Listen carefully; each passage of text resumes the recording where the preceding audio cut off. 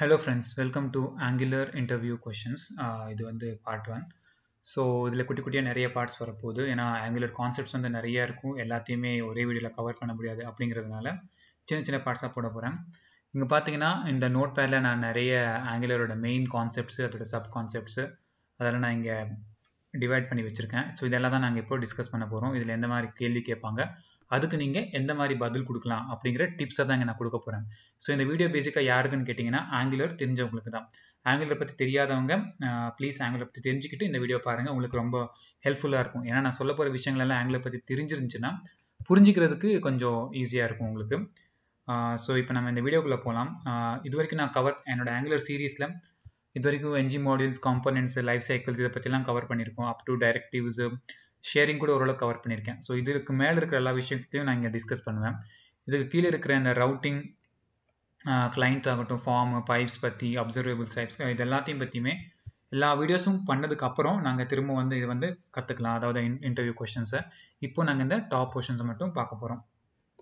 So இந்த கொஷின்ஸ்குள்ளே போகிறதுக்கு முன்னாடி உங்களுக்கு இன்னொரு டிப்பு என்னென்னு கேட்டிங்கன்னா, நீங்கள் எந்த ஒரு பதில் சொல்லும் போதும் அதை நீங்கள் ஒரு வெப்சைட்லேருந்து தெரிஞ்சுக்கிட்ட மாதிரியோ இல்லை நீங்கள் படித்து நீங்கள் கற்றுக்கிட்ட மாதிரியோ நீங்கள் காட்டாமல் உங்களோட பர்சனல் எக்ஸ்பீரியன்ஸ்லேருந்து நீங்கள் ஒரு பதிலை சொல்கிற மாதிரி நீங்கள் எப்பவும் பதில் கொடுத்தீங்கன்னா எதிரில் இருக்கிற இன்டர்வியூ வந்து ரொம்பவே இம்ப்ரெஸ் ஆயிடுவார்.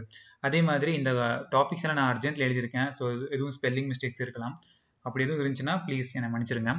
ஸோ இப்போது நான் வந்து உங்களோட எக்ஸ்பீரியன்ஸ் சொல்லணும் அப்படிங்கிற மாதிரி சொல்லிட்டு இருந்தேன் இல்லைங்களா. ஸோ இப்போ நீங்கள் சிம்பிள் கொஸ்டின் தான், ஒரு ஆங்கிளில் உங்களுக்கு என்ஜிஎஃப்க்கும் ஹிடன் அட்ரிபியூட் இந்த ரெண்டுக்கும் என்ன டிஃப்ரென்ஸ் அப்படின்னு கேட்டிங்கன்னா நீங்கள் பதில் சொல்லலாம். என்ஜிஎஃப் அப்படிங்கிறது டாமை வந்து தூக்கிடும், டாமில் இருக்கிற கண்டென்ட் வந்து தூக்கிடும். அதே நேரத்தில் ஹிடன் அப்படிங்கிறது சிஎஸ்எஸ் கிளாஸ் மட்டும்தான் அப்ளை பண்ணணும்னு சொல்லிட்டு. ஸோ நீங்கள் இப்படி இதே பதிலை நீங்கள் இப்படியே சொல்லலாம். ஆனால் நீங்கள் இதை சொல்லும் போது நீங்கள் ஒரு பாயிண்ட் சேர்த்து சொன்னீங்கன்னா உங்களுக்கு இன்னும் நல்லாயிருக்கும். என்ன சொல்லலாம்னா, என்ஜிஎஃப் அப்படிங்கிறது கண்டென்ட் வந்து டாம்லேருந்து தூக்கிடும், ஹிடன் வந்து இந்த மாதிரி சிஎஸ்எஸ் மட்டும் ஹைட் பண்ணும். என்னோட ப்ராஜெக்ட் என்ன ஆச்சு, ஒரு தடவை அப்ளிகேஷன் வந்து ரொம்ப ஸ்லோவாக ஆரம்பிச்சிருச்சு. அப்போ நாங்கள் வந்துட்டு ஏன்னு பார்த்தோம்னா சில கண்டென்ட் வந்து நாங்கள் யூஐயில் காட்டுறது இல்லை, ஆனால் நம்ம அதை சும்மா ஹிடன் மட்டும் பண்ணி வச்சுருந்தோம். ஆனால் அது பெரிய கண்டென்ட்டாக இருக்கிறதுனால டாமில் நிறைய ரெண்டட் ஆகிட்டே இருந்துச்சு. ஆனால் அது வந்துட்டு நம்ம சிஎஸ்எஸ் யூஸ் மட்டும் ஹைட் பண்ணியிருந்தோம். அப்போ நாங்கள் வந்து என்ஜிஎஃப்ஐ யூஸ் பண்ண ஆரம்பித்தோம். அப்போ வந்து அது கண்டென்ட் வந்து ஃபுல்லாக டாம்லேருந்து தூக்கிறதுனால ஆங்குலரோட பர்ஃபார்மன்ஸ் வந்து இம்ப்ரூவ் ஆக ஆரம்பிச்சிச்சு அப்படின்னு சொல்லிட்டு நீங்கள் இந்த மாதிரி எக்ஸாம்பிள்ஸாக கொடுக்கணும். இது ஒரு குட்டி எக்ஸாம்பிள்ஸ் தான். எல்லா கான்செப்ட்டுமே நீங்கள் முடிஞ்சளவு நீங்கள் பர்சனல் எக்ஸ்பீரியன்ஸ் வந்து கொடுத்தீங்கன்னா, இல்லைன்னா உங்ககிட்ட எக்ஸ்பீரியன்ஸ் நீங்கள் பண்ணியிருக்கீங்களோ இல்லையோ அந்த விஷயம் தெரிஞ்சிருச்சுன்னா நீங்கள் எக்ஸ்பீரியன்ஸ் பண்ண மாதிரியாச்சும் நீங்கள் ஒரு பதில் கொடுக்கணும். அப்படி கொடுத்தீங்கன்னா அவங்க ரொம்பவே இம்ப்ரெஸ் ஆவாங்க. எப்படி இம்ப்ரெஸ் ஆவாங்கன்னா, இப்போ இருக்கிற கேண்டிடேட் வந்துட்டு புக்கிலேருந்து தெரிஞ்சுக்கிறது மட்டும் இல்லாமல் பர்சனல் எக்ஸ்பீரியன்ஸ்லேருந்து தெரிஞ்சு படித்து வந்திருக்காங்க அப்படிங்கிற ஒரு விஷயத்தை நீங்கள் கொடுப்பீங்க. அப்புறம் ஒரு விஷயம், இந்த வீடியோவில் நான் முடிஞ்ச அளவுக்கு இங்கிலீஷில் தான் பேசுவேன். ஏன்னா அது இன்டர்வியூ கொஸ்டின் அண்ட் ஆன்சர்ஸ் அப்படிங்கிறதுனால நிறைய வந்து கொஸ்டின் அண்ட் ஆன்சர்ஸ் இங்கிலீஷில் தான் இருக்கும். நடுநடுவில் நான் தமிழில் உங்களுக்கு எக்ஸ்ப்ளனேஷன் எங்கெங்கே தேவையோ அது கரெக்டாக நான் கொடுத்துருவேன். ஸோ ஃபஸ்ட்டு எடுத்தோடனே டிப்பிக்கலாக இந்த கேள்வி கேட்கலாம் கேட்காம இருக்கலாம், எல்லா கேள்வியும் அதே மாதிரி தான். ஒரு இன்டர்வியூ ப்ராசஸ்ன்னு பார்த்தீங்கன்னாலே உங்களுக்கு என்ன டெஸ்ட் பண்ணுவாங்கன்னா, ஒரு விஷயத்தை உங்ககிட்ட கேட்பாங்க, அந்த விஷயத்துக்கு நீங்கள் பதில் சொல்லிட்டீங்களா அதில் அப்படியே உள்ளே போவாங்க, இன்னும் கொஞ்சம் டீப்பாக போவாங்க. அதுவும் நீங்கள் பதில் சொல்கிறீங்களா அது இன்னும் கொஞ்சம் டீப்பாக நோண்டி பார்ப்பாங்க. ஸோ ஏன் இதை பார்க்குறாங்கன்னா உங்களோட ஆழம் பார்க்க தான், உங்கள் நாலேஜோட ஆழத்தை பார்க்குறதான். ஒரு விஷயத்தில் உங்களுக்கு எந்த அளவுக்கு நாலேஜ் இருக்குது அப்படிங்கிறத தெரிஞ்சுக்கிறதுக்காக திரும்ப திரும்ப துருவி கேள்வி கேட்டுகிட்டே இருப்பாங்க. எவ்வளோ பெரிய ஆளாக இருந்தாலும் எவ்வளோ விஷயங்கள் கற்றுக்கிட்டு இருந்தாலும் ஒரு இடத்துல வந்து ஸ்டாப் ஆவாங்க. அந்த ஸ்டாப் ஆகிற இடம் தான் அவங்களோட டெப்த், அது எந்த அளவுக்கு தெரிஞ்சிருக்கு அப்படிங்கிறத பொறுத்து இருக்குது. ஸோ நீங்கள் இப்போ ஒரு 6 lakh பேக்கேஜுக்கு ஒரு கம்பெனிக்கு நீங்கள் இன்டர்வியூ கொடுக்க போகலாம், 8 lakh பேக்குக்கு போகலாம். அங்கே நீங்கள் வந்துட்டு ஒரு ஆவரேஜ் இன்டர்வியூ கொஸ்டின்ஸ், அதாவது எல்லாத்துக்கும் நீங்கள் ஆன்சர் பண்ணிட்டு போகிறீங்கன்னா உங்கள் கம்பெனி டிசைட் பண்ணியிருக்க சேலரி மட்டும் தான் உங்களுக்கு கொடுப்பாங்க. அதே நீங்கள் ரொம்ப இன்டெப்த்தாக நீங்கள் இந்த கேள்விகள் கேட்குறாங்க, நீங்கள் எல்லாமே பதில் சொல்கிறீங்கன்னா கம்பெனி வந்து இவ்வளோ தான் கொடுக்கணுன்ற ஒரு டிசிஷன் இருக்கும். அந்த டிசிஷனையும் தாண்டி கொஞ்சம் எக்ஸ்ட்ராவாக கொடுக்கறதுக்கு ரெடியாக இருக்கும். ஸோ இந்த நிறைய ஆன்சர்ஸ் பண்ணுறதுல அட்வான்டேஜ் என்னென்னா எல்லாமே சேலரி தான். எண்ட் ஆஃப் த டே எல்லாரும் இங்கே இன்டர்வியூ போகிறது எல்லாமே சேலரிக்காக தான், அந்த ஒரு டிஸ்கஷனுக்காக தான். ஸோ அது வந்துட்டு உங்களுக்கு நிறையா வரும். ஆனால் உங்களுக்கு பேசிக் ஒரு இன்டர்வியூ பாஸ் ஆகிறதுக்கு இங்கே இருக்கிற இவ்வளோ காம்போனன்ட்ஸ் பற்றி, அதாவது கான்செப்ட்ஸ் பற்றி உங்களுக்கு தெரிஞ்சிருந்தாலே போதும். ஒரு மேலோட்டமான ஒரு அறிவு இருந்தால் கூட உங்களுக்கு போகும். அதை உங்களுக்கு எக்ஸ்பிளைன் பண்ண முடிஞ்சுனாலே அதுவே உங்களுக்கு ஓகே, பரவாயில்ல. ரொம்ப நாங்கள் பேசிகிட்டே இருக்கோம். இப்போ நாங்கள் டேரெக்டாக இந்த கொஷின் ஆன்சர் செஷனுக்குள்ளே போயிடலாம். ஸோ எடுத்தோடனே நீங்கள் வாட் இஸ் ஆங்குலர் அப்படின்னு கேட்டிங்கன்னா இந்த மாதிரி நீங்கள் பதில் கொடுக்கலாம். ஆங்குலர் வந்துட்டு ஒரு frame work, single page web applications create பண்ண அதை யூஸ் பண்ணுவாங்க. கூகுள் வந்து இதை டெவலப் பண்ணி இப்போ மெயின்டைன் பண்ணிட்டு இருக்காங்க. நிறைய வெர்ஷன்ஸ் இருக்குது. ஆங்குலர் 1ன்னு ஒரு வெர்ஷன் இருந்துச்சு, இப்போ ஆங்குலர் 2ன்னு சொல்லிட்டு புதுசாக வந்துருக்கு. அது வந்து மைனர் வெர்ஷன்ஸாக ரிலீஸ் அப்டேட் ஆகிட்டே இருக்குது. ஸோ பேசிக்காக இது வந்துட்டு ஒரு வெப் அப்ளிகேஷன் டெவலப் பண்ணுறதுக்கான ஒரு டூல் தான். டெவலப்பர்ஸ்க்கு வந்து ஈஸியாக இருக்கும் நிறைய இது. ஏன்னா இதில் வந்துட்டு காம்போனன்ட்ஸு, டைரக்டிவ்ஸு, லைஃப் சைக்கிள்ஸ்னு சொல்லிட்டு நிறைய விஷயங்கள் அடங்கியிருக்கு அப்படின்னு நீங்கள் சொல்லலாம். ஸோ இப்போ இதே கேள்வியை உங்களுக்கு நிறைய வகையில் திருப்பி திருப்பி கேட்கலாம். எப்படி கேட்கலாம்னா, நீங்கள் ஏன் ஆங்குலர் சூஸ் பண்ணீங்கன்னு கேட்கலாம். ஸோ அது வந்து நத்திங் பட் ஆங்குலர்னா என்னன்னு கேட்கறது தான். நீங்கள் ஏன் ஆங்குலர் சூஸ் பண்ணீங்க அப்படின்னா, நீங்கள் ஆங்குலர்னா என்ன அப்படின்னு சொல்லுவீங்களோ அதே பதில் நீங்கள் அதுக்கும் சொல்லலாம். ஆங்குலரோட அட்வான்டேஜஸ் என்ன, டிஸ்அட்வான்டேஜஸ் என்ன, இப்போ ஏன் நீங்கள் எல்லாருமே ஆங்குலருக்கு மூவ் ஆகிட்டு இருக்காங்க, இந்த மாதிரி நிறைய இந்த கேள்வியை மாற்றி மாற்றி கேட்பாங்க. ஸோ அப்புறம் இன்னொரு விஷயம் அதுதான், நிறைய நேரங்களில் இன்டர்வியூல வந்துட்டு கேள்விகளை வந்து இன்டைரக்டா தான் கேட்பாங்க. டைரக்டா கேட்காம, இப்போ நீங்க எடுத்தோடனே என்ஜி மாடியூல்னா என்ன அப்படின்னு சொல்லாம, நீங்க இந்த ஆங்குலர்ல கோடை வந்து டிவைட் பண்ணி எழுத முடியுமா, அந்த மாதிரி விஷயங்களுக்கு வந்து என்ன சொல்லுவாங்க, எப்படி பண்ண முடியும் அப்படின்னு சொல்லிட்டு உங்களுக்கு இன்டைரக்டான கேள்விகள் கேட்பாங்க. இது ஏன்னா உங்களுக்கு அந்த கான்செப்ட் வந்து நல்லா புரிஞ்சிருக்கா அப்படிங்கிறத தெரிஞ்சுக்கிறதுக்கு. இன்டைரக்டான கேள்வி கேட்கும்போது நீங்க அந்த கான்செப்ட்ஸை பத்தி நீங்க அந்த கீவேர்ட்ஸ் மட்டும் சொன்னா கூட போதும். இப்போ இந்த மாதிரி கேள்விக்கு நீங்க சும்மா என்ஜி மாடியூல்ஸ் இருக்குது, அதை வச்சு நீங்க பண்ண முடியும் அப்படின்னு சொல்லிட்டீங்கனாலே அவங்களுக்கு அதுவே வந்து திருப்திகரமா இருக்கும். நீங்க நிறைய வளவலன்னு பேசணுங்கிற அவசியம் இல்லை. நான் நிறைய பேருக்கு இன்டர்வியூஸ் எடுத்திருக்கேன். சில பேருக்கு நான் ஓப்பனாவே சொல்லியிருக்கேன், ஓகே எனக்கு புரிஞ்சிச்சு. அவங்க ஒரு கேள்வி கேட்பேன், அவங்க பதில் சொல்லுவாங்க. நடுவில் நான் ஓகே ஐ அண்டர்ஸ்டுட் அப்படின்னு சொல்லும்போது கூட அவங்க நிறுத்த மாட்டாங்க. ஓகே ஃபைன் அப்படின்னு நான் நிறைய அறிகுறிகள் கொடுத்துட்டே இருப்பேன். அவங்க என்ன நினைப்பாங்கன்னா, ஒரு விஷயம் அவங்களுக்கு தெரிஞ்ச விஷயம் கேட்கும்போது அவங்க நிறைய வளவலன்னு பேசிட்டே போவாங்க. ஒரு இன்டர்வியூ நீங்க எப்பவும் பார்த்துட்டே இருங்க. நீங்க சொல்றத அவரு உத்து கேட்கிறாரா, கவனிக்கிறாரா, இல்ல அவரோட டைரக்ஷன் வந்து மாறுதா, கவனம் வேற இடத்துல போகுதா அப்படின்னா நீங்க பேசுறது வந்து குறைக்க ஆரம்பிக்கணும். ஒரு ஆன்சர் எப்ப கொடுத்தாலும் ஷார்ட் அண்ட் ஸ்வீட்டா கொடுக்கணும். நீங்க டக்குன்னு நச்சு நடிச்ச மாதிரி கரெக்டான பாயிண்ட்ல நீங்க கொடுக்கணும். வளவலன்னு பேசும்போது என்ன ஆகும்னா, உங்ககிட்ட கண்டென்ட் இல்லை, நீங்க எதுவுமே தெரியாம நீங்க பேசிட்டு இருக்கீங்களோ அப்படிங்கிற மாதிரி இருக்கும். சில நேரத்துல இன்டர்வியூ வந்துட்டு இன்ட்ரெஸ்டா கேட்டுட்டு இருப்பாரு. நீங்க நல்லா டீப்பா பேசும்போது அப்ப நீங்க பேசலாம். அவர் டைம் கொடுத்தாங்கன்னா நீங்க பேசலாம். ஸோ இன்டர்வியூவரை நீங்க அப்சர்வ் பண்ணிக்கோங்க எப்பவுமே. ஓகே, இப்போ நம்ம வந்துட்டு என்ஜி மாடியூல்ஸ்குள்ள போகலாம். ஸோ இப்போ என்ஜி மாடியூல்ஸுக்கான கொஸ்டின்ஸ் கேட்டிங்கன்னா, what is NG modules, what happens if you import an ng module into another ng module, what is called by lazy loaded modules in ng modules, why does Angular has this modular feature, why does Angular has different modules, and how many modules can you have as a maximum அப்படின்ற இந்த மாதிரி நிறைய கேள்விகள் வந்து கேட்கலாம். So இப்போ நீங்க என்னென்ன என்ஜி மாடியூல்ஸ் பத்தி நீங்க நல்லா தெரிஞ்சு வச்சிருந்தீங்கன்னா இந்த பதில் இந்த எல்லா கேள்விக்குமே நீங்க கொஞ்சம் சமாளித்து சொல்ற மாதிரி கூட சொல்லிடலாம். இல்லை உங்களுக்கு இன்டெப்தா நல்லா தெரியும்னா நீங்க கரெக்டா டீப்பா நீங்க சொல்லலாம். ஸோ இப்போ என்ஜி மாடியூல்ஸ்ன்னு எடுத்துக்கிட்டீங்கன்னா அதுல வந்துட்டு இம்போர்ட்ஸ் இருக்கும், என்னென்ன இருக்குன்னு ஃபர்ஸ்ட் நீங்க தெரிஞ்சுக்கோங்க. என்ஜி மாடியூல் அப்படிங்கிறது கோடை வந்து நீங்க மாடியூலா பிரிக்கிறீங்க. ஏன் நீங்க ஒரு கோடை மாடியூலரா பிரிக்கணும் அப்படின்னு கேட்டீங்கன்னா, அது உங்க கோடோட மெயின்டெனன்ஸை வந்து அதிகரிக்கும். உங்களுக்கு ஈஸி மெயின்டெனன்ஸ் வரும், ஈஸியா உங்களுக்கு கோடு புரிய ஆரம்பிக்கும். அந்த ரீசனுக்காக தான், அந்த ஒரே ரீசனுக்காக தான். ஸோ இப்போ என்ஜி மாடியூலுக்குள்ள பார்த்தீங்கன்னா இம்போர்ட்னு சொல்லிட்டு இருக்கும், எக்ஸ்போர்ட்னு சொல்லிட்டு இருக்கும், என்ட்ரி காம்பனன்ட்ஸ் இருக்கும், ப்ரொவைடர்ஸ் இருக்கும், அதுக்கப்புறம் பூட் ஸ்ட்ராப்னு சொல்லிட்டு இருக்கும், அப்புறம் டிக்ளரேஷன்ஸ்னு சொல்லிட்டு இருக்கும். இது எல்லாம் என்னென்ன விஷயங்கள், இது எதுக்கு யூஸ் பண்றது அப்படிங்கிறத நீங்க தெரிஞ்சு வச்சுக்கணும். ஃபர்ஸ்ட் இம்போர்ட்னு பார்த்தீங்கன்னா என்ஜி மாடியூலுக்குள்ள இம்போர்ட் அப்படிங்கிறது வேற மாடியூல் இருந்து வேற மாடியூல வந்து நீங்க இம்போர்ட் பண்ணிக்கிறதுக்கான விஷயம். ஸோ ஒரு எக்ஸ்போர்ட் அப்படிங்கிறது இந்த மாடியூல் இருந்து சில காம்பனன்ட்ஸ், டைரக்டிவ்ஸ், இல்ல பைப்ஸ், இந்த மாதிரி விஷயங்களெல்லாம் நீங்க வந்துட்டு எக்ஸ்போர்ட் பண்ண முடியும். ஸோ இப்போ ஒரு காம்பனன்ட் நீங்க எதெல்லாம் எக்ஸ்போர்ட் பண்றீங்களோ அது எல்லாம் நீங்க இன்னொரு காம்பனன்ட்குள்ள இம்போர்ட் பண்ணும்போது உங்களுக்கு இம்போர்ட் ஆகும். இப்போ ஃபார் எக்ஸாம்பிள் பை டிஃபால்ட்டா நீங்க ஒரு என்ஜி மாடியூல் கிரியேட் பண்ணிட்டு ஆங்குலர் மாடியூல்ல இருந்து நீங்க நிறைய காமன் மாடியூல் அப்படிங்கிறதெல்லாம் நீங்க இம்போர்ட் பண்ணிருப்பீங்க. ஸோ இப்படி ப்ரௌசர் மாடியூல் எப்படின்னு சொல்லிட்டலாம். ஸோ இந்த மாதிரி மாடியூல்ஸ் நீங்க இம்போர்ட் பண்ணும்போது அந்த மாடியூல் என்னென்ன எக்ஸ்போர்ட் ஆயிருக்கோ அது எல்லாமே உங்க இம்போர்ட்குள்ள வரும். ஸோ உங்க மாடியூலுக்குள்ள வரும். மாடியூலுக்குள்ள வந்துட்டு எங்க போகும்னா எல்லாமே டிக்ளரேஷனுக்குள்ள போகும். ஸோ இப்போ மாடியூல் அப்படிங்கிறது ஒரு குரூப்பிங் மாதிரி தான். நீங்க ஒரு காம்பனன்ட்டுக்குள்ள ஒரு ஆங்குலர் அப்ளிகேஷன் நிறைய விஷயத்த நீங்க டிசைன் பண்றீங்க, இது எல்லாம் குரூப் பண்றது ஒரு மாடியூல். ஃபார் எக்ஸாம்பிள் இந்த டிக்ளரேஷனுக்குள்ள நீங்க காம்பனன்ட்ஸ் போடுவீங்க, டைரக்டிவ்ஸ் போடுவீங்க, அப்புறம் பைப்ஸ் பத்தி போடுவீங்க. ஸோ ஒரு மாடியூல் எந்த ஒரு காம்பனன்ட் ஆகட்டும், ஒரு டைரக்டிவ் ஆகட்டும், ஒரு பைப் ஆகட்டும், ஏதோ ஒரு மாடியூலுக்கு கீழே கண்டிப்பா வந்தாகணும். ஸோ இப்போ நீங்க டிபிக்கலா ஒரு ஆங்குலர் அப்ளிகேஷன்ல ஒரு மெயின் மாடியூல் இருக்கும், அது ஆப் மாடியூல்னு சொல்லுவாங்க. ஸோ இப்போ இந்த ஆப் மாடியூலுக்குள்ள நீங்க சில காம்பனன்ட்ஸ் போட்டிருக்கீங்க, டைரக்டிவ்ஸ் போட்டிருக்கீங்கன்னா இப்போ நீங்க இன்னொரு மாடியூல் ஷேர்டு மாடியூல் அப்படின்னு சொல்லிட்டு கூட ஒன்று கிரியேட் பண்ணலாம். அகெயின் டைப்ஸ் ஆஃப் மாடியூல் அப்படிங்கிற கான்செப்ட் போல இப்போ நாங்கள் போகிறோம். ஸோ நீங்கள் நிறைய மாடியூல்ஸ் நீங்கள் வச்சுக்கலாம். டைப்ஸ் ஆஃப் மாடியூலில் நீங்கள் ஷேர்டு மாடியூல்னு சொல்லிட்டு சொல்லலாம். ஷேர்டு மாடியூலில் உங்கள் அப்ளிகேஷனில் சிம்பிள் தாங்க. சிம்பிள் எக்ஸாம்பிள்ஸ்க்கு நீங்கள் ஒரு டயலாக் பாக்ஸே இருக்குன்னு வச்சுக்கோங்களேன். நீங்கள் அந்த ஷேர்டு மாடியூலில் நீங்கள் டிசைன் பண்ணியிருக்கீங்க அப்படின்னா அப்போ நீங்கள் வந்து அது ஏன் ஷேர்டு மாடியூலில் நீங்கள் டிசைன் பண்ணணும் அப்படின்னா நீங்கள் நிறைய மாடியூலுக்குள்ள அதை யூஸ் பண்ண முடியும் அப்படின்னு சொல்லிட்டு. ஸோ இப்போ உங்கள் அப்ளிகேஷனை நீங்கள் ஒரு 5 மாடியூலாக பிரிச்சிருக்கீங்கன்னா ஃபங்க்ஷனாலிட்டி பேஸாக கூட நீங்கள் பிரிச்சுக்கலாம் அந்த இதை, இல்லை ரிக்வயர்மெண்ட் பேஸாக கூட நீங்கள் இதை பிரிச்சுக்கலாம். இப்போ பிரிச்சுக்கிட்டீங்க, ஆனால் இந்த டயலாக் அப்படிங்கிறது எல்லா மாடியூலையும் யூஸ் ஆகக்கூடிய விஷயம் தான். இந்த கோடை நீங்கள் இப்போ ஏன் மாடியூலில் எழுத போறீங்க அப்படின்னா, இந்த கோடை நீங்கள் திரும்ப திரும்ப எழுத வந்து விருப்பம் இல்லை. அப்படி எழுதுனீங்கன்னா கூட உங்களுக்கு மெயின்டெனபிலிட்டி கஷ்டம். நாளைக்கே நீங்கள் ஒரு சேஞ்சஸ் பண்ணணும்னா எல்லா ஃபைலையும் போயிட்டு நீங்கள் உங்களால் சேஞ்சஸ் பண்ணிட்டு இருக்க முடியாது. அது வந்து நல்ல ஐடியா இல்லை. ஸோ நீங்கள் ஒரு மாடியூலில் போட்டிங்கன்னா சேஞ்சஸ் வந்தாலும் அந்த ஒரு மாடியூலில் பண்ணால் போதும், த்ரூ அவுட் அப்ளிகேஷன் வந்து ரிஃப்ளிகேட் ஆக ஆரம்பிக்கும். ஏன்னா இந்த மாடியூல் வந்துட்டு எல்லா மாடியூலையும் இம்போர்ட் ஆகுது. ஸோ அதனால இந்த மாடியூல், இந்த டயலாக் அப்படிங்கிறத ஷேர்ட் மாடியூலில் நீங்கள் போட்டு டிக்ளேர் பண்ணிக்குவீங்க. டிக்ளேர் பண்ணதுக்கப்புறம் இந்த டயலாக் அப்படிங்கிறது எல்லா மாடியூலுக்கும் அவைலபிள் ஆகணும்னா நீங்கள் அதை எக்ஸ்போர்ட்டில் போட்டாகணும். எக்ஸ்போர்ட்டில் போட்டால் மட்டும்தான் நீங்கள் இம்போர்ட் பண்ணும்போது உங்களுக்கு அங்கே அவைலபிளாக இருக்கும். ஸோ அதனால நீங்கள் அங்கே போடுவீங்க.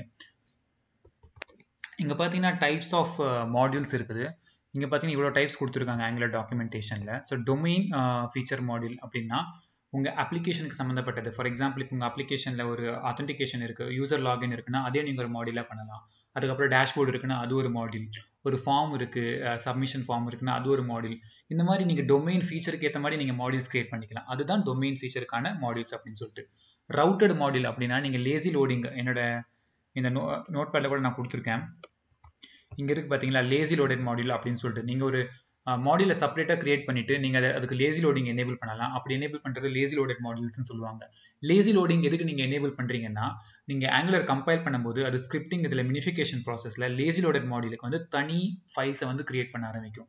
அப்போது உங்கள் ஆங்குலர் அப்ளிகேஷன் நீங்கள் இனிஷியலைஸ் பண்ணும்போது, டவுன்லோட் பண்ணும்போது ஃபர்ஸ்ட் எந்த மாடியூல் இருக்கோ அந்த மாடியூலுக்கான ஸ்கிரிப்ட் கோடை மட்டும் தான் டவுன்லோட் பண்ணும். ஸோ இப்போ ஃபார் எக்ஸாம்பிள் நீங்கள் ஒரு பெரிய காம்ப்ளெக்ஸான அப்ளிகேஷன் பண்ணுறீங்கன்னா அதோட டோட்டல் கோடு சைஸ் வந்துட்டு ஒரு 20 MB வருதுன்னா உங்கள் அப்ளிகேஷன் லோட் ஆனாலே 20 MB டவுன்லோட் ஆகும். ஆனால் அவ்வளோ பேஜ் வந்து நம்மளுக்கு தேவையே இல்லை. இப்போ ஃபார் எக்ஸாம்பிள் நீங்கள் ஸ்டார்டிங்கில் ஒரு லாகின் மாடியூல் வேணும், அதுக்கப்புறம் டேஷ்போர்டு வேணும். இந்த ரெண்டு மட்டும் இருந்தாலே போதும். ஸோ இந்த ரெண்டுமே நீங்கள் ஒரு மாடியூலில் போட்டு அதை நீங்கள் வந்துட்டு செப்பரேட்டாக வச்சுக்கலாம். அதுக்கு அடுத்து பார்த்தீங்கன்னா இப்போ ஒரு மூவிஸ் அப்ளிகேஷன்னா மூவி கலெக்ஷன்ஸுக்கு போகணும்னா நீங்கள் அதை செப்பரேட்டாக யூசர் மெனுவில் போயிட்டு நேவிகேட் பண்ணால் மட்டும்தான் மூவி கலெக்ஷன்ஸ் பற்றி நீங்கள் லோடே பண்ண போகிறீங்க.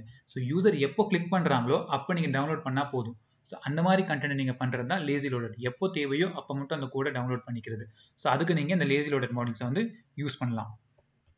அப்புறம் எல்லா மாடியூல்குள்ளேயும் நீங்கள் இந்த ரவுட்டிங் மாடியூல்ஸ் அப்படின்னு சொல்லிட்டு இருக்கும். அதாவது மாடியூல்குள்ளே நீங்கள் எப்படி ரவுட்டிங் நேவிகேஷன் நடக்கும், அந்த URLs பொறுத்து அப்படின்னு சொல்லிட்டு இருக்கும். அதுதான் அந்த routing modules. Service feature modules அப்படின்னு பார்த்தீங்கன்னா உங்கள் டிபெண்டன்சி இன்ஜெக்ஷன்ஸ் எல்லாம் இருக்கு இல்லைங்களா, அதெல்லாமே இந்த சர்வீஸ் ஃபீச்சர்ஸ்குள்ளே உங்களுக்கு வந்துடும். உங்கள் ஈவன் HTTP சர்வீசஸ் அந்த மாதிரி விஷயங்கள் கூட நீங்கள் இதுக்குள்ளே கொடுக்கலாம். டேட்டா ஸ்டோரேஜ்லேருந்து HTTP மாடியூல்ஸ் இதெல்லாம் இந்த மாதிரி மாடியூல்ஸ்குள்ளே வரும். விஜெட் மாடியூலில் நம்ம அதில் சொன்ன மாதிரி அந்த டயலாக் மாடியூல், ஒரு யூசர் இன்புட் காம்பனென்ட், ஒரு செக் பாக்ஸுக்கே ஒரு மாடியூல், நீங்கள் கஸ்டமர் டெவலப் பண்ணுறது, இந்த மாதிரி விஜெட் ஷேரிங் ஆகக்கூடிய மாடியூல்ஸ் இதெல்லாம் இந்த இதுக்குள்ளே உங்களுக்கு வரும். ஓகே, நான் இது வந்துட்டு ஒரு கொஸ்டின் அண்ட் ஆன்சர்ஸ் டைப்பில் கொண்டு போகல, மோர் ஆஃப் கான்செப்ட்ஸ் மாதிரி தான் எக்ஸ்பிளைன் பண்ணிட்டு இருக்கேன். கமெண்ட்ஸில் போடுங்க இந்த இது நல்லா இருக்கா, இல்லை உங்களுக்கு கொஸ்டின் அண்ட் ஆன்சர்ஸ் டைப்பில் தான் வேணுமா அப்படின்னு சொல்லிட்டு. அப்புறம் ஒரு இதில் வரக்கூடிய பார்ட்னு பார்த்தீங்கன்னா என்ட்ரி காம்பனன்ட்ஸ். உங்களுக்கு கேட்கலாம் what is an entry component அப்படின்ட்டு. So why to use it அப்படின்னு சொல்லிட்டு. ஓகே, நான் இன்னொரு விஷயத்த சொல்ல மறந்துட்டேன். நீங்கள் இந்த எல்லா விஷயமும் எல்லா டாப்பிக்கும் படிக்கும்போது நீங்கள் 3 பாயிண்ட் வந்து நல்லா கற்றுக்கணும். இதில் ஒரு டாப்பிக்கை நீங்கள் கற்றுக்குறீங்கன்னா அது என்ன டாப்பிக்கு, என்ன அதோட யூஸு, அப்புறம் வந்துட்டு அதை எப்படி யூஸ் பண்ணுறது, அதாவது சின்டாக்ஸு இந்த மாதிரி விஷயங்களை நீங்கள் தெரிஞ்சுக்கணும். ஃபஸ்ட்டு அப்படின்னா என்ன, இப்போ வந்து லேசி லோடட் மாடியூல்னா என்ன அப்படின்னு தெரிஞ்சுக்கணும். அப்புறம் அதை எப்படி கோட் பண்ணுறது, அதோட சின்டாக்ஸ் என்ன அப்படிங்கிறது தெரிஞ்சுக்கணும். மூணாவது பார்த்தீங்கன்னா அது எப்போ யூஸ் பண்ணணும் அப்படிங்கிறது நீங்கள் தெரிஞ்சுக்கணும். எப்போ யூஸ் பண்ணுறது அப்படிங்கிறது ரொம்ப முக்கியம். அப்புறம் 4வது ஒரு பாயிண்ட்டு என்னென்னு கேட்டிங்கன்னா இதோட ரீப்ளேஸ்மெண்ட் என்ன, இதை தவிர்த்து நீங்கள் வேறு எதை யூஸ் பண்ண முடியும் அப்படிங்கிறத நீங்கள் தெரிஞ்சுக்கணும். இப்போ ஃபார் எக்ஸாம்பிள் நம்ம வந்துட்டு இந்த டேட்டா ஷேரிங்கை பார்த்துக்கலாம். இந்த இதில் எப்படி நீங்கள் டேட்டா ஷேரிங் பண்ண முடியும் அப்படின்னு சொல்லிட்டு. முதல்ல டேட்டா ஷேரிங்னா என்னது, ஆங்குலரில் ஒரு காம்பனெண்ட்லேருந்து இன்னொரு காம்பனெண்ட்டுக்கு நீங்கள் எப்படி டேட்டாவை பாஸ் பண்ணுறீங்க அப்படிங்கிறது தான். ஸோ இப்போ நீங்கள் பாஸ் பண்ணும்போது நீங்கள் என்னென்ன யூஸ் பண்ணலாம், சர்வீசஸ் யூஸ் பண்ணலாம். எப்படி நீங்கள் டேட்டா ஷேர் பண்ண முடியும் அப்படின்னு சொல்லிட்டு இன்புட் அவுட்புட் டேக் யூஸ் பண்ணிக்கலாம், சர்வீசஸ் யூஸ் பண்ணிக்கலாம் நீங்கள். ஸோ இப்போ இன்புட் அவுட்புட் ரீப்ளேஸ்மெண்ட் பார்த்தீங்கன்னா சர்வீசஸ், அதே மாதிரி சர்வீசஸ் ரீப்ளேஸ்மெண்ட் பார்த்தீங்கன்னா இன்புட் அவுட்புட் இருக்கலாம், இல்லை நீங்கள் அப்சர்வபிள்ஸ் கூட யூஸ் பண்ணிக்கலாம். ஸோ இந்த மாதிரி அதோட ரீப்ளேஸ்மெண்ட் என்ன இருக்குது அப்படிங்கிறது நீங்கள் ஒரு விஷயம் படிக்கும் போதும் தெரிஞ்சுக்கோங்க. அப்புறம் சின்டாக்ஸ் எப்படி எழுதுறது அப்படிங்கிறது எல்லாத்தையும் நீங்கள் தெரிஞ்சுக்கணும். ஓகே, இப்போ நம்ம இந்த மாடியூல்ஸில் என்ட்ரி காம்பனன்ட்ஸ் இருக்குது. என்ட்ரி காம்பனன்ட்ஸ்னு பார்த்தீங்கன்னா ஆங்குலர் நீங்கள் ஒரு கோடை நீங்கள் டிசைன் பண்ணும்போது முதல்ல அதை கம்பைல் பண்ணும்போது நீங்கள் எப்போல்லாம் ஒரு டேக் போடுறீங்களோ அந்த டேக் எல்லாம் எடுத்து அது வந்துட்டு அதோட காம்போனன்ட் ஃபேக்டரின்னு சொல்லிட்டு ஒன்று இருக்கும், அதுக்குள்ளே போயிட்டு அது ஸ்டோர் பண்ணி வச்சுக்கிட்டே வரும். அப்புறம் நீங்கள் அப்ளிகேஷன் எப்போ ரன் பண்ணுறீங்களோ அப்போ எப்போல்லாம் அந்த காம்போனன்ட் தேவையோ சும்மா அந்த காம்போனன்ட் ஃபேக்டரியிலேருந்து அதை தேடும். ஸோ அதில் வந்து ஒரு ப்ளூ பிரிண்ட் மாதிரி அதை எடுத்து வச்சுக்கும், ஒரு ஸ்கெலிட்டன் மாதிரி. ஸோ இப்போ அந்த ஸ்கெலிட்டன் இல்லை ப்ளூ பிரிண்ட்லேருந்து சும்மா காம்போனன்ட்ஸை கிரியேட் பண்ணிட்டு உங்களுக்கு டிஸ்பிளே பண்ணிட்டு கொடுத்துக்கிட்டே இருக்கும். சில நேரத்தில் சில காம்போனன்ட்ஸை நீங்கள் வந்துட்டு எந்த HTML டேக்லையும் போட மாட்டீங்க, நீங்கள் டைனாமிக்காக கொண்டு வருவீங்க. அதாவது உங்களுக்கு எப்போ தேவையோ அப்போ மட்டும்தான் அது ரெண்டர் ஆகணும். அப்படிங்கும்போது அதை நீங்கள் வந்து என்ட்ரி காம்போனன்ட்ல போடுவீங்க. ஸோ என்ட்ரி காம்போனன்ட்ல போடுறதுக்கான ரீசன் என்னது? ஃபர்ஸ்ட் ஒரு காம்போனன்ட்டை நீங்கள் காம்போனன்ட் ஃபேக்டரியில் மேனுவலாக ரெஜிஸ்டர் பண்ணுறீங்க. அதே நேரத்தில் ஏன் என்ட்ரி காம்போனன்ட்ல போடணும்? ஒரு காம்போனன்ட்டை நீங்கள் டைனாமிக்காக நீங்கள் கொண்டு வரீங்கன்னா அப்போ நீங்கள் என்ட்ரி காம்போனன்ட்ல போடணும் அந்த விஷயத்த. அப்புறம் ஒன்று வர்றது பார்த்தீங்கன்னா பூட் ஸ்ட்ராப்பிங் அப்படின்னு சொல்லிட்டு, ஒரு ஆங்குலர் அப்ளிகேஷன் எந்த காம்போனன்ட்ல இருந்து இனிஷியேட் ஆகணும் அப்படிங்கிறது தான் அந்த பூட் ஸ்ட்ராப்பிங் அப்படின்னு சொல்றது. டிபிக்கலாகவே ப்ரோக்ராமிங் லாங்குவேஜில் பூட் ஸ்ட்ராப்பிங் அப்படின்னா ஸ்டார்டிங் ஆஃப் த அப்ளிகேஷனில் ஸ்டார்ட் பண்ணுறது அப்படின்னு சொல்லிட்டு. ஸோ இந்த என்ஜி மாடியூலில் எந்த காம்போனன்ட் வந்து இனிஷியலைஸ் ஆகும், எந்த காம்போனன்ட்ல இருந்து கோடு வந்து தொடங்குது அப்படிங்கிறது நீங்கள் இங்கே குறிப்பீங்க. ஆக்சுவலி நான் ரொம்ப ஸ்லோவாக போகிறேனா ஃபாஸ்ட்டாக போகிறேனான்னு தெரில. எகெயின் நீங்கள் கமெண்ட்ஸில் வந்து தெரிவிங்க எல்லா ஃபீட்பேக்கும், அப்போ தான் என்னால் இம்ப்ரூவ் பண்ணிக்க முடியும். ஸோ இதுதான் என்ஜி மாடியூல்ஸ்க்கான கான்செப்ட்ஸு. இந்த மாதிரி கேள்விகள் கேட்கலாம், நீங்கள் எப்படி நீங்கள் பதில் சொல்லலாம் அப்படின்னு சொல்லிட்டு. எகெயின் நீங்கள் எல்லா பதில் கொடுக்குறதுலையும் உங்களோட பாசிட்டிவிட்டி, நீங்கள் ஒரு ஃபாஸ்ட் லேர்னரு இல்லை நீங்கள் எப்போவுமே கற்றுக்கிற ஒரு ஆர்வத்தில் இருக்கீங்க, எந்த வேலையும் கொடுத்தாலும் நீங்கள் முடிப்பீங்க, அதே மாதிரி உங்ககிட்ட நிறைய ப்ராக்டிக்கல் நாலேஜ் இருக்குது, இப்படிங்கிற விஷயங்களெல்லாம் நீங்கள் அவங்களுக்கு தெரிவிக்கிற மாதிரி நீங்கள் பதில் ஆன்சர்ஸ் எல்லாம் கொடுத்துக்கிட்டே வரணும். இப்போ நெக்ஸ்ட் நாங்கள் போக போகிறது காம்போனன்ட்ஸ்குள்ளே. ஸோ காம்போனன்ட்ஸ்னா என்ன அப்படிங்கிறதே ஒரு ஜென்ரல் கொஸ்டினாக இருக்கும். ஸோ நீங்கள் இப்படி ஆன்சர் பண்ணலாம். ஆங்குலர் வந்து Angular is made up out of all components only. Angular consists of lot of components only. You create each and every bit using a component. You render the content using a component. What component is like a basic building block. It has its own life cycle hooks, so based on which you can change certain things inside the code, and it provides basically it's what it renders the content into the DOM in Angular அப்படின்னு நீங்க சொல்லலாம். So இப்போ அவங்க interview next கொஸ்டினுக்கு போகிறாங்கன்னா நீங்கள் ஒரு pass வைக்கலாம், நெக்ஸ்ட் கொஸ்டினுக்கு போகலைன்னா நீங்கள் இன்னும் எக்ஸ்பிளைன் பண்ணிட்டே போகலாம் இந்த விஷயத்தை. So Angular, for a component, the minimum thing you require is a selector, like the way how you have to define the component, and you need a template URL. இந்த ரெண்டு வந்து மினிமம் முக்கியம். ஒரு selector என்ன வேணும், template URL, அதே மாதிரி அதுக்கான கிளாஸ், அதாவது கிளாஸ் ஆப்ஜெக்ட் என்ன இருக்கு அப்படின்னு சொல்லிட்டு. So this template and the class is what it binds. So template URL is the template what it has to render, and the class gives the data what it has to bind. So it consists of methods, constructors, lifecycle hooks, properties, everything like that. So you can give a template URL or you can just give a template also. And in latest codings and all in Angular you have a backtick which represents multiple strings. You can write the strings in next lines without even using the plus signs to concatenate them. So apart from this, in the component decorator, you will be adding some other properties also, like the styles, style URLs, where you can give the styles, or you can define the style CSS classes, or you can do animations, you can give the host properties. So there are several other things also what you can do. So interview வந்து இது மேலே கேள்வி கேட்கலாம், கேட்காம போகலாம். So நீங்கள் இந்த மாதிரி விஷயங்களை வந்து சொல்லிட்டு போகலாம், இன்டர்வியூ அப்சர்வ் பண்ணிட்டு நீங்கள் பதில் கொடுத்துக்கிட்டு போங்க. ஸோ இப்படி நீங்கள் ஒரு காம்பனன்ட் டிக்ளேர் பண்ணுவீங்க, அதோட மெட்டா டேட்டாவில் வந்து இந்தந்த பாயிண்ட்ஸ் எல்லாம் இருக்கும் அப்படிங்கிறது. ஸோ வியூ என்கேப்சுலேஷன் அப்படிங்கிறது one of the meta data property. View encapsulation அப்படின்னா என்னன்னு கேட்பாங்க. இல்லைன்னா உங்களுக்கு இது இப்படி டைரெக்டாக கேட்கலாம், இல்லைன்னா இந்த கேள்வி எப்படி கேட்கலாம்னா, so in Angular whatever classes you write in the component level, they pollute the global level. Is there any way to protect this, or how do you write a class specific to a component itself without changing without it affecting other components அப்படின்னு சொல்லிட்டு கேட்பாங்க. இல்லைன்னா நீங்கள் டைரெக்டாக இதுக்கும் உள்ளே போயிட்டு what is emulated encapsulation, இல்லைன்னா shared DOM encapsulation, இல்லைன்னா native encapsulation அப்படின்னே கூட டைரெக்டாக உங்களுக்கு கேள்விகள் கேட்கலாம். ஸோ நீங்கள் இதில் எல்லாத்துலேயுமே கான்செப்ட்ஸ் தான் உங்களுக்கு தெரிஞ்சிருக்கணும், நல்லா நீங்கள் புரிஞ்சிருக்கணும். கேள்வி வந்து எப்படி வேணால் அவங்க கேட்கலாம். ஸோ எல்லாத்துக்கும் நீங்கள் சொல்கிறதுக்கு வந்து நீங்கள் ரெடியாக இருக்கணும். ஸோ என்கேப்சுலேஷன்ஸ் அப்படின்னு சொல்கிற அந்த பேர் சொல்கிற மாதிரி அதை என்கேப்சுலேட் பண்ண போகுது. ஸோ இப்போ நீங்கள் ஒரு CSS எழுதுறீங்கன்னா அந்த CSS ஒரு காம்பனெண்ட்டுக்கு எழுதுறீங்கன்னா அது அந்த காம்பனெண்ட்டுக்கு மட்டும்தான் இருக்கணும், இன்னொரு காம்பனெண்ட்டுக்கு பொல்யூட் ஆகக்கூடாது. ஏன் பொல்யூட் ஆகக்கூடாதுன்னா, ஒரு நீங்கள் பெரிய டீம்லலாம் நீங்கள் கோட் எழுதும்போது என்ன ஆகும்னா, நிறைய டெவலப்பர்ஸ் இருப்பாங்க. ஒருத்தர் வந்து ஒரு காம்பனெண்ட்ல ஒரு கிளாஸ் எழுதிட்டு இருப்பாரு, அது இன்னொரு காம்பனெண்ட்ல நாங்கள் யூஸ் பண்ண ஆரம்பிச்சோன்னா இங்கே எழுதுகிற கிளாஸ் வந்து அங்கேயும் எஃபெக்ட் ஆக ஆரம்பிக்கும். அந்த மாதிரி ஒரு கன்ஃபியூஷன்ஸ் எல்லாம் வரக்கூடாது அப்படிங்கிறதுக்காக தான் இந்த வியூ என்கேப்சுலேஷன்ஸ் அப்படின்ட்டு இருக்குது. அதில் நிறைய டைப்ஸ் இருக்குது. ஷேடோ டாம் இருக்குது, அதுக்கப்புறம் நேட்டிவ் டைப் இருக்குது, அதுக்கப்புறம் எமுலேட்டட் இருக்குது. பை டிஃபால்ட்டாக இந்த எமுலேட்டட் தான் இருக்கும். ஸோ அந்த எமுலேட்டட் வந்து முக்கியம். அது எப்படி ஆங்குலர் இந்த எமுலேட்டட் கொண்டு வரும் அப்படின்னா, சிஎஸ்எஸ்ல நீங்கள் கிரியேட் பண்ணக்கூடிய ஜென்ரேட் ஆகக்கூடிய எல்லா காம்போனென்ட்டுக்குமே அது என்ஜி ஹோஸ்ட்னு ஒன்று வச்சிருக்கும். காம்போனென்ட்டுக்கு உள்ள வரக்கூடிய கண்டென்ட்டுக்கு என்ஜி கண்டென்ட்னு சொல்லிட்டு இருக்கும். இப்போ என்ஜி ஹோஸ்ட் ஹைஃபன் ஏதோ ஒரு ரேண்டமாக ஜென்ரேட் பண்ணக்கூடிய ஒரு கோட் அது வச்சிருக்கும், ஒரு நம்பர் வச்சிருக்கும். இப்போ ஆங்குலர் வரக்கூடிய ஃபர்ஸ்ட் காம்போனென்ட்டுக்கு என்ஜி ஹோஸ்ட் 1ன்னு கொடுத்துச்சுன்னா அதோட கண்டென்ட்டுக்கு எல்லாமே என்ஜி கண்டென்ட் 1 இருக்கும். செகண்டா வரக்கூடிய காம்போனென்ட்டுக்கு என்ஜி ஹோஸ்ட் 2ன்னு கொடுக்கும். அதோட கண்டென்ட்டுக்கு எல்லாம் என்ஜி கண்டென்ட் 2னே இருக்கும். ஸோ இப்போ நீங்க எப்பெல்லாம் சிஎஸ் எழுதுறீங்களோ அந்த சிஎஸ்எஸ் கோட அதை மாத்தி அது கூட அந்த ஆட்ரிபியூட் டாக வந்து கொடுத்துரும். ஸோ இப்போ இந்த என்ஜி கண்டென்ட் இந்த என்ஜி ஹோஸ்ட் இருக்கு இல்லைங்களா, இது எல்லாமே அந்த எலிமெண்டோட ஆட்ரிபியூட்டா கொடுத்துருக்கும். ஸோ இங்க சிஎஸ்எஸ்ல வந்து மாத்திரும். ஸோ இப்போ சிஎஸ்எஸ் செலக்டர்ஸை வந்து ஆங்குலர் தன்னால மாத்தி இந்த இதை அச்சீவ் பண்ணிக்கும்.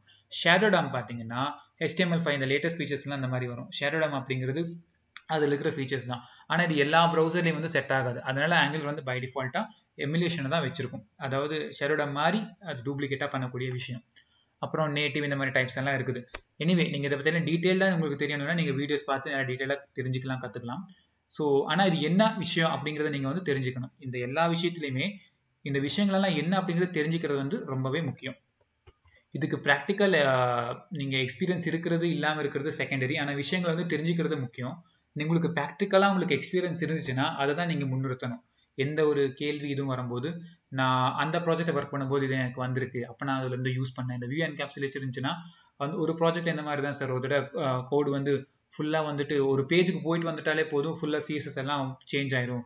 ஏன்னு நாங்கள் செக் பண்ணி பார்க்கும்போது அங்கே வந்துட்டு என்கேப்சுலேஷன் நன்னு கொடுத்துருந்தாங்க. ஸோ அது எல்லா கிளாஸஸும் குளோபலாக போயிட்டு இருந்துச்சு. அப்போ நாங்கள் வந்து இதை மாற்ற வேண்டியது வந்துச்சு அப்படின்னு சொல்லிட்டு நீங்கள் ப்ராக்டிக்கல் எக்ஸ்பீரியன்ஸ்லேருந்து நீங்கள் எப்போல்லாம் பதில் கொடுக்குறீங்களோ அது நல்லாயிருக்கும். எகெயின் ஸோ இதில் டைனாமிக் காம்பனன்ட்ஸ் அப்படின்னா இப்போ என்ஜி மாடியூல்ஸ் நாங்கள் என்ட்ரி காம்பனன்ட்ஸ் பேசும்போது பேசணும். ஒரு காம்பனன்ட் வந்து நீங்கள் டாமில் HTML போடாமல் எப்பெல்லாம் வேணுமோ அப்போ மட்டும் நீங்கள் ஜென்ரேட் பண்ணணும்னா அது இந்த டைனாமிக் காம்பனன்ட்ஸ் யூஸ் பண்ணி நீங்கள் ஜென்ரேட் பண்ணிக்கலாம். எப்படி நீங்கள் எக்ஸாம்பிள்னு கேட்டிங்கன்னா என்னோட வீடியோவில் கூட நான் சொல்லியிருப்பேன். ஒரு டைரக்டிவை கிரியேட் பண்ணிக்கிட்டு அந்த டைரக்டிவ்லேருந்து அதை நீங்கள் ஒரு எலிமெண்ட்டுக்கு கொடுத்தீங்கன்னா அந்த எலிமெண்ட்டோட வியூ கண்டெய்னர் ரெஃபரன்ஸ் நீங்கள் எடுத்துக்க முடியும். ஸோ கண்டெய்னர் ரெஃபரன்ஸ் அப்படின்னா எலிமெண்ட்டுக்கு டேகுக்கு நடுவில் கொடுக்கக்கூடிய விஷயங்கள். எலிமெண்ட்டோட சைல்டுன்னா என்னது, எலிமெண்ட்டோட கண்டென்ட்னா என்ன அப்படிங்கிற டிஃபரன்ஸ் முதல்ல நீங்கள் தெரிஞ்சு வச்சுக்கோங்க டீட்டெயில்டாக. ஒரு டேகுக்கு நடுவில் கொடுக்கக்கூடியது கண்டென்ட், டேகுக்கு உள்ளே கொடுக்கக்கூடியது வந்து சைல்டு அப்படிங்கிற விஷயம்.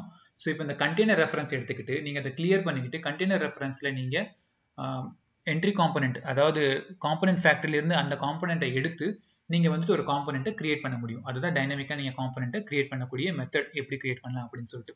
ஸோ அதை பற்றி நீங்கள் தெரிஞ்சு வச்சுக்கோங்க. இந்த மாதிரி நீங்கள் எக்ஸ்பிளனேஷனாக சொல்லலாம். இப்போ பார்த்தீங்கன்னா நான் இந்த வெறும் வாய்ஸில் மட்டும்தான் எக்ஸ்பிளைன் பண்ணிட்டு இருக்கேன். சில நேரத்தில் உங்களுக்கு என்ன ஆகும்னா இன்டர்வியூஸ் வந்து ஓவர் த கால் இருக்கும். ஸோ ஓவர் கால் பேசும்போது ஒரு கேள்வி கேட்குறாங்கன்னா நீங்கள் மனசுலேயே நினச்சா கூட அதை நீங்கள் சத்தமாக சொல்லணும். ஏன்னா நீங்கள் ஓவர் த கால் நீங்கள் இன்டர்வியூ பேசும்போது அந்த பக்கம் இருக்கிற இன்டர்வியூரை வந்து உங்களோட ஃபேஷியல் எக்ஸ்பிரஷனோ எதுவுமே பார்க்க முடியாது. ஸோ நீங்கள் என்ன பேசுகிறீங்களோ அது மட்டும்தான். ஒரு கேள்வி கேட்குறாங்கன்னா, ஒரு லாஜிக்கலாக ஒரு கேள்வி கேட்குறாங்கன்னா நீங்கள் அதை பற்றி யோசிக்கிறீங்கன்னா கூட, ஒரு 2 நிமிஷம் டைம் எடுத்து யோசிக்கிறீங்கன்னா கூட அந்த யோசிக்கிறதையும் நீங்கள் சத்தம் போட்டு நீங்கள் பேசணும். சொன்னாதான் சரி இவர் ஒர்க் பண்ணுறாரு, இவர் திங்க் பண்ணுறாரு அப்படிங்கிறது அந்த இன்டர்வியூவருக்கு தெரிய வரும். அப்புறம் இந்த கேள்வியெல்லாம் நெக்ஸ்ட் வரும். 2-வே பைண்டிங் என்னது, 1-வே பைண்டிங் பண்ண முடியுமா, எப்படி நீங்கள் 2-வே பைண்டிங் அச்சீவ் பண்ணுவீங்க, அது எப்படி இங்கே ஆங்குலரில் மெயின்டைன் ஆகுது அப்படின்னு சொல்லிட்டு. ஒரு என்ஜி மாடல் யூஸ் பண்ணும்போது நீங்கள் ஒரு ஸ்கொயர் ப்ராக்கெட்டு அப்புறம் ஒரு பேராந்தசிஸ் இது 2 போட்டிங்கன்னா அது 2-வே பைண்டிங்காக ஆயிரும். சிம்பிளாக நீங்கள் ஒரு ஸ்கொயர் ப்ராக்கெட் மட்டும் போட்டிங்கன்னா அது வந்து பைண்டிங், ப்ராப்பர்ட்டி பைண்டிங்னு சொல்லிட்டு. இந்த ஸ்கொயர் ப்ராக்கெட்ஸ்லேயே 2-3 டைப் இருக்குது. நீங்கள் ஸ்கொயர் ப்ராக்கெட்ஸ் போட்ட உடனே ஸ்கொயர் ப்ராக்கெட்ஸ் ஒரு வேல்யூ கொடுப்பீங்க, அதுக்கப்புறம் ஈக்குவல் டு கொடுத்துட்டு வேரியபிள் நேம் கொடுப்பீங்க. எப்பெல்லாம் ஸ்கொயர் ப்ராக்கெட் கொடுக்குறீங்களோ அப்போ அந்த கோட்ஸ்குள்ளே கொடுக்குற வேல்யூஸ் எல்லாமே வேரியபிள் தான், அதாவது ஜாவா ஸ்கிரிப்ட் எக்ஸ்பிரஷனாக மாறும். இப்போ நீங்கள் ஸ்கொயர் ப்ராக்கெட் கொடுக்கலன்னு வச்சுக்கோங்களேன், அந்த கோட்ஸ்குள்ளே கொடுக்குறது எல்லாமே ஸ்ட்ரிங்கு தான். ஸோ இப்போ நீங்கள் ஸ்கொயர் ப்ராக்கெட் கொடுக்கலன்னா நீங்கள் கோட்ஸ்குள்ளே டபுள் கர்லி பிரேசஸ் கொடுத்து நீங்கள் வேல்யூஸ் கொடுக்கலாம். அப்போ அதுக்கு பேர் வந்துட்டு இன்டர்போலேஷன் அப்படின்னு சொல்லிட்டு ஆங்குலரில். ஸோ இன்டர்போலேஷன் அப்படிங்கிறதும் ஒரு எக்ஸ்பிரஷனாக எடுத்துக்கிட்டு அதை இவாலுவேட் பண்ணோம்.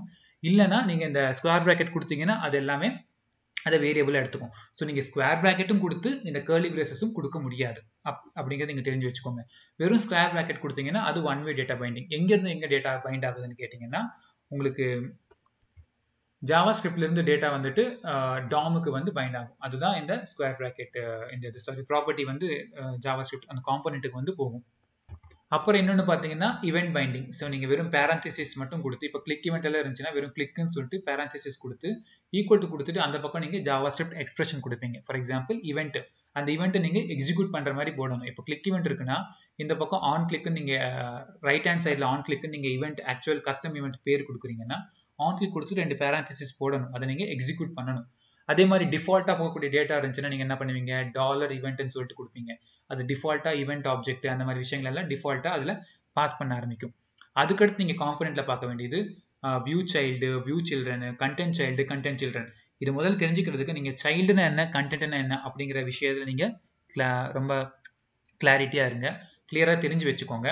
ஒரு காம்பனெண்டோட டெக்கரேட்டர் இருக்குல்ல, அதுல வந்து நீங்க டெம்ப்ளேட் இருக்குல்ல, காம்பனெண்டோட டெம்ப்ளேட்ல நீங்க உள்ள என்னென்ன கொடுக்குறீங்களோ அது எல்லாமே சைல்டு. இப்போ இந்த காம்பனெண்ட்டை நீங்க ஏதோ ஒரு வேற ஒரு காம்பனெண்ட்ல யூஸ் பண்ணுவீங்க கரெக்டா?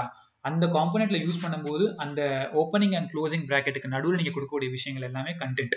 இந்த கண்டென்ட்டை நீங்க ஒரு வியூ சைல்டுன்னு கொடுத்தீங்கன்னா அதுல 10 சைல்டு இருந்துச்சுன்னா ஃபர்ஸ்ட் சைல்டை மட்டும் தான் உங்களுக்கு கொடுக்கும்.